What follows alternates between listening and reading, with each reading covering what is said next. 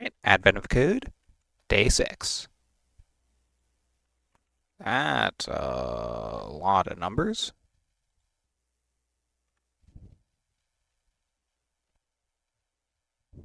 Okay. So I think this is a grid. Value function is just stir. Do you parse? You do parse. Okay.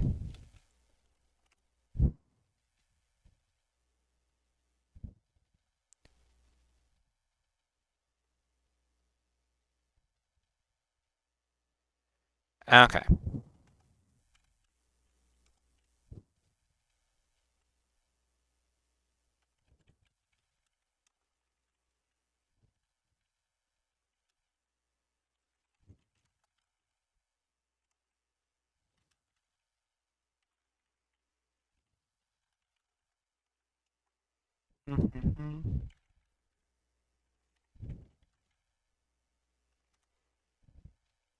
And they're all either that. Okay.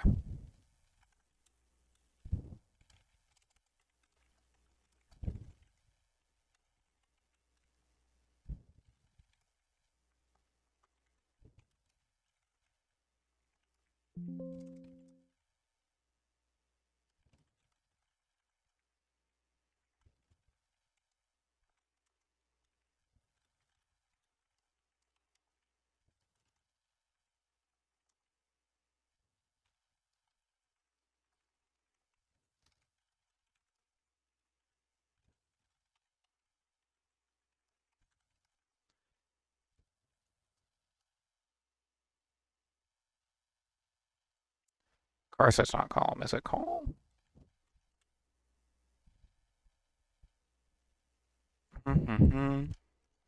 Fine.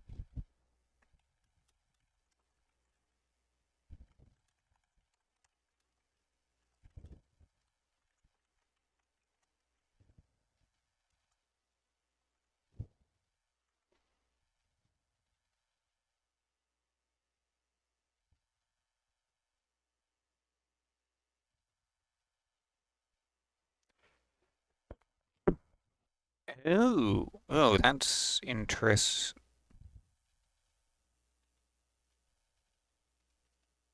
Wait.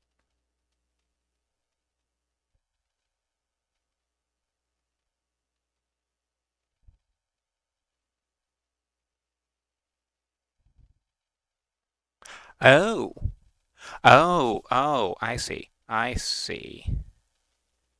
4, 4, 3. What? Okay, that's interesting. I like this. That's a fun twist. So we are.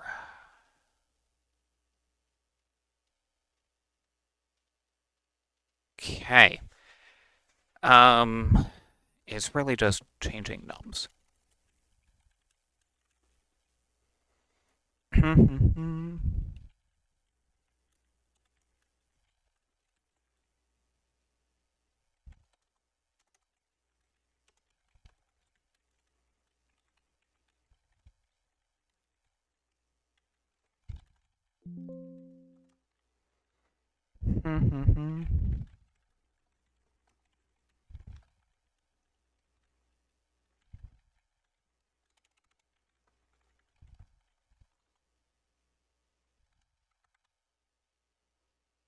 Yep.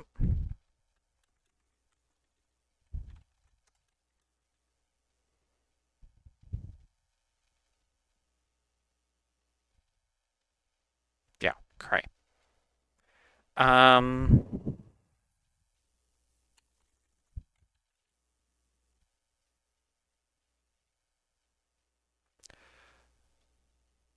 Right. Actually,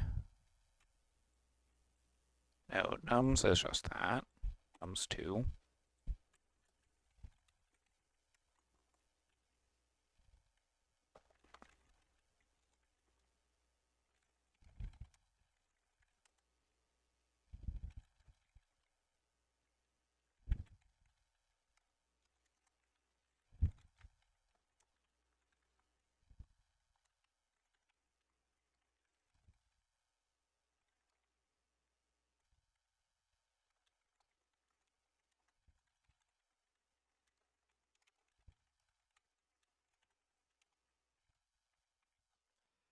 I think it's just that.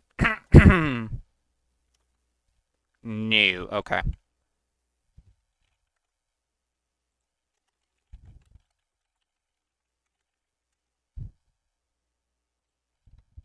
Yeah, it doesn't look right. So we have.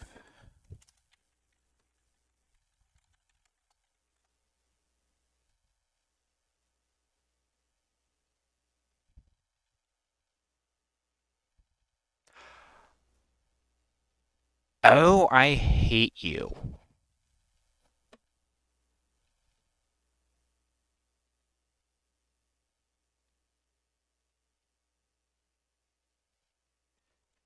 They.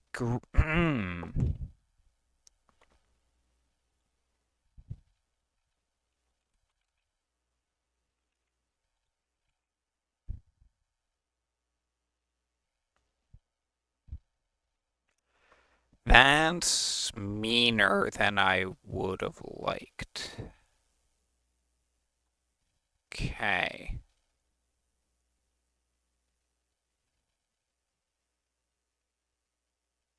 The. This is really mean, actually. Okay. Okay. So. Let's. This is almost right.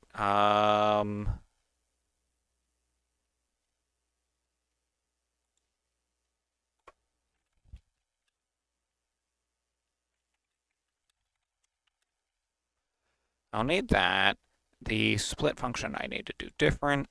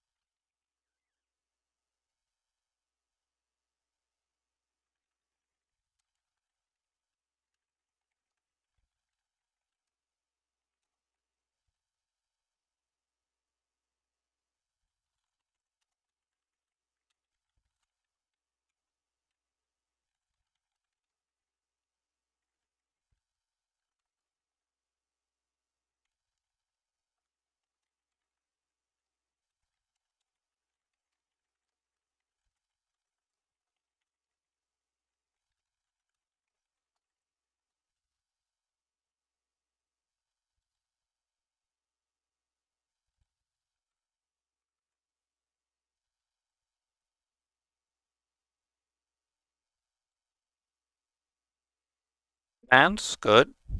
But then this failed. Why did that fail? Yes, right.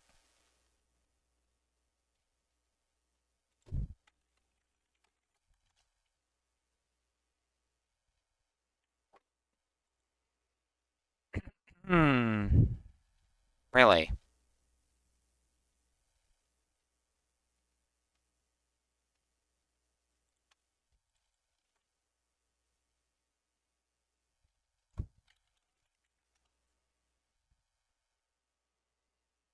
Hmm.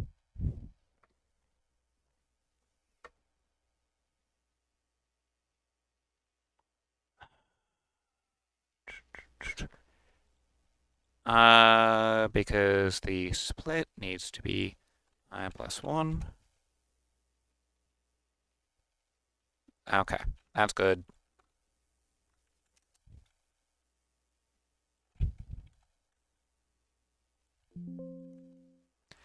Okay, well, that was interesting. Looks like I would have missed at least for part two. I realized looking at another person's solve video that you can look at the stats just to get a rough idea how you did. So I would have missed the leaderboard if we still had one, but I mean that's not too bad with having to parse such a weird table. And actually, while I'm at it, one other fun thing. This was the 12th star today, 12th star of the year, which makes it fun. Have 512 stars total because we had 500 previously. So that's the last time we're going to have a power of 2 stars for quite a while.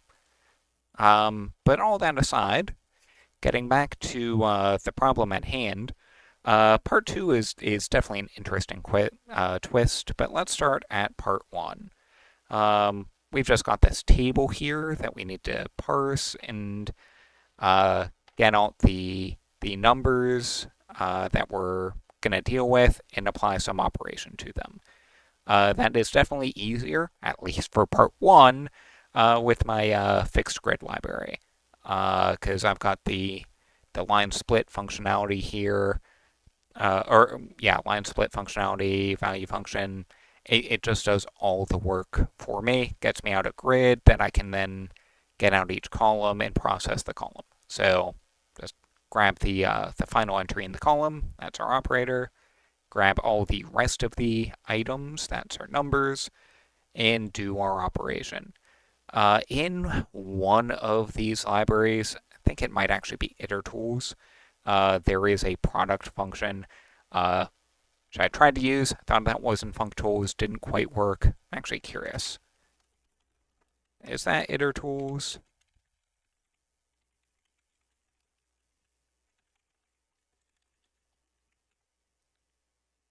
It is not. At least if it is, I'm not using it correctly. Anyway, there's a product function somewhere, but I couldn't get that to work because I don't remember where that is. I'll check later. So just do that manually. Then we hit part two, where we are actually dealing with the numbers being written vertically as well. And the really annoying thing here, all the operators are right at the beginning of their particular column.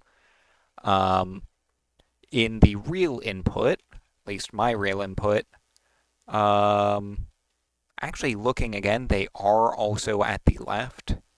So I could have used that. I thought I had seen something like this where the operators were over on the right. Um, so I probably could have had a simpler time doing the split function. But oh well.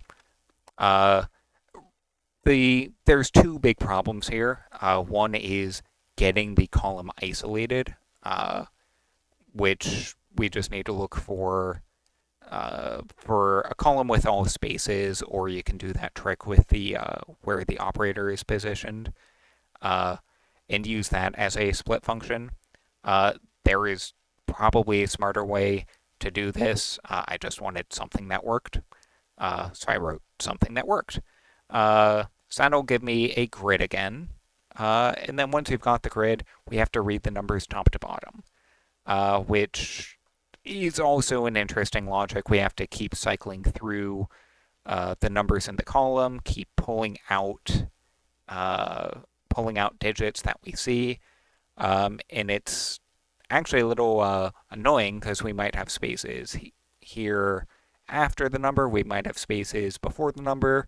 For all I know, we might have spaces in the middle of the number. I assume not in the real input, but I'm wary of making too many assumptions here because already submitted one bad answer.